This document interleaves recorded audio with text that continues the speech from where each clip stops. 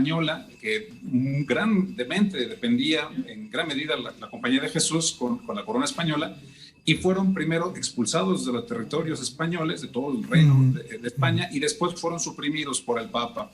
Y después, cuando regresan, se tratan de reinventar, y en su reinvención se enfocan justamente en el tema de la educación, en la promoción de la cultura, de la poesía, la antropología, la paleografía, la paleontología, es decir, se meten en las ciencias muy duro, la astronomía, por supuesto, y empiezan a trabajar en esa parte educativa muy, muy atractiva para muchos sectores, evidentemente sociales altos. Después, muy particularmente, y casi después del Concilio Vaticano II, uno de sus liderazgos más evidentes para el cambio sustancial de la Compañía de Jesús fue el padre Pedro Arrupe. Fue superior de la Compañía de Jesús después, entre el Concilio Vaticano II y en los primeros años del papado de Juan Pablo II, y se metió en grandes conflictos justamente por cambiar radicalmente esta perspectiva de la opción preferencial de los jesuitas por los pobres, por los obreros, por las circunstancias más alejadas o más periféricas, dice el Papa Francisco ahora, un jesuita famosísimo, que vive todo el planeta. Entonces son revolucionarios, ¿no? Buscan revolucionar todo, son revolucionarios en el sentido no de guerra, pero revolucionarios en el sentido de cambiar.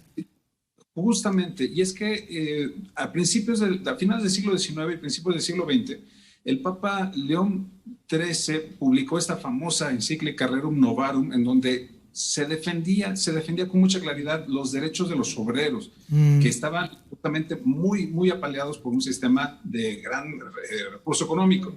Y los jesuitas desde entonces empezaron a trabajar justamente con los obreros. Uno de los jesuitas también famosos centrales, mexicano, Miguel Agustín Pro, fue un jesuita que durante la persecución religiosa en México no solamente trabajó por defender la Eucaristía, las celebraciones, el trabajo eclesial, digámoslo así, sino también estuvo ahí constantemente apoyando las diferentes ligas de obreros, asociaciones de justamente trabajadores, claro, porque ahí también se tiene que construir dignidad.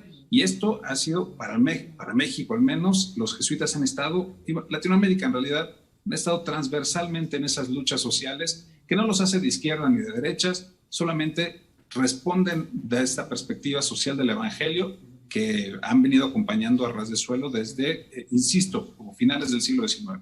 Me queda un minutito, Felipe, no puedo dejar de preguntarte, lo sucedido en Chihuahua, ya nos dijeron los mismos jesuitas ahorita que no van a cambiar su perspectiva, pero nos sensibilizará más en temas de violencia, nos podrá ayudar a que este país se pacifique justamente por esta misión que tienen ellos de paz, de evangelización, de educación, para decir, oigan, pues hay lugares donde no hay que meterse, ¿no? Hay un poco más de respeto. No, yo creo que mucho de lo que sucedió allá en Cerocahui, y particularmente con estos dos sacerdotes, el padre Javier y el padre Joaquín, hay que reconocer el trabajo que hicieron en vida. Sí. Revisé muchos de los trabajos de antropología Tarahumara Rarámuri y de antropología de la manera de danzar, es decir, todo lo que significa un poco la cultura Rarámuri allí. Y es muy curioso, casi todos los investigadores de la segunda mitad del siglo XX se refieren a los trabajos que hizo el padre Javier Campos. Es decir, en el tema del lenguaje, en el tema de la cultura, la aproximación antropológica, hay una gran producción de literatura especializada que hizo el padre Javier Campos que tenemos que honrar en esta memoria.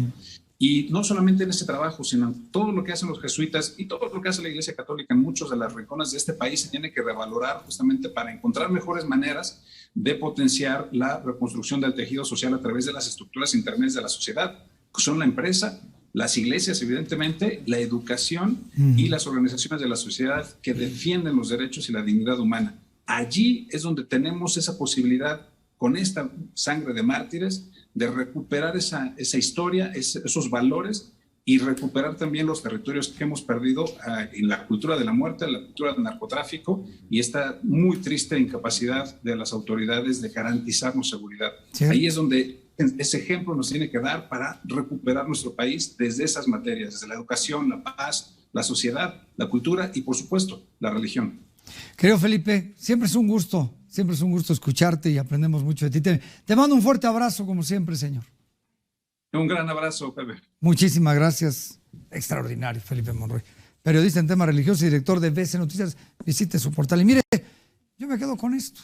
En este país van 123,000 muertos por el crimen organizado, ¿no?